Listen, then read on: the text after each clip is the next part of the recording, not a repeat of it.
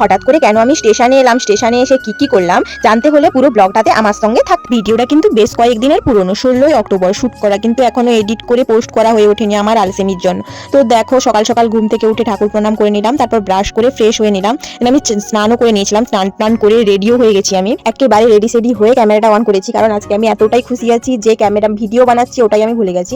তো ঠিক আছে, তোমরা বলো আমার ফুল লুকটা কেমন লাগছে। তো আমি রেডি হয়ে একদম চলে গেছি কাকুবাড়ি গেছি, কারণ আমার সঙ্গে আমার বোন যাবে।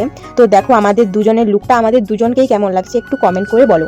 শুধু আমরা না, আমার মনে হয় প্রত্যেকটি মেয়েই সাজুগুজু করার পর ফোট নিয়ে আয়নার সামনে দাঁড়িয়ে পোজ মারবি, যেটা আমরা দুজনও কম না। তো দেখো আমরা পোজ টোজ দিয়ে কিছু ছবি তুলে সোজা আমাদের বুলেট রানীকে নিয়ে চলে গেছিলাম আমাদের বাস স্ট্যান্ড, কারণ বাড়ি থেকে বাস স্ট্যান্ডের দূরত্ব 1 কিলোমিটার মতো হবে। তাই আমাদের বুলেট রানীতে আবার পাম্পও শেষ হয়ে গেছিল, তাই একটু পাম্প দিয়ে নিলাম। তারপর আমরা গেছিলাম। আর আমি অনেকদিন ধরে সাইকেল চালাইনি, যার জন্য আমি ওকে বললাম যে তুই চালা, আর আমি যাচ্ছি। আমি ওকে ওটাই বলছি যে মশা সাইকেল চালাচ্ছে আর হাতি ওর সাইকেলে চেপে যাচ্ছে। যাই হোক একটু মজা করে যাচ্ছিলাম এই আর কি। তারপর আমরা পৌঁছে গেলাম আমাদের বাস স্ট্যান্ড, এটাই হচ্ছে আমাদের বাস স্ট্যান্ড। তো ধারে কাছে যারা আমার ভিডিও দেখো তারা সবাই জানো। তারপর দেখো আমরা বাসে উঠেও গেছি, বাসে উঠে আমাদের নামতে হবে কেসিয়ারিতে। দেখো কেসিয়ারিতে নেমে গেছি। কেসিয়ারিতে নেমে কিছু টাকা উইথড্রল করার ছিল, তাই আমি এটিএমে চলে এসেছিলাম। এটিএম থেকে কিছু টাকা উইথড্রল করে দেন আমি চলে গেছিলাম একটা টি শার্ট নেওয়ার জন্য। আমার স্পেশাল মানুষটা বাড়ি আসছে, তাই গিফট করবো এই জন্য।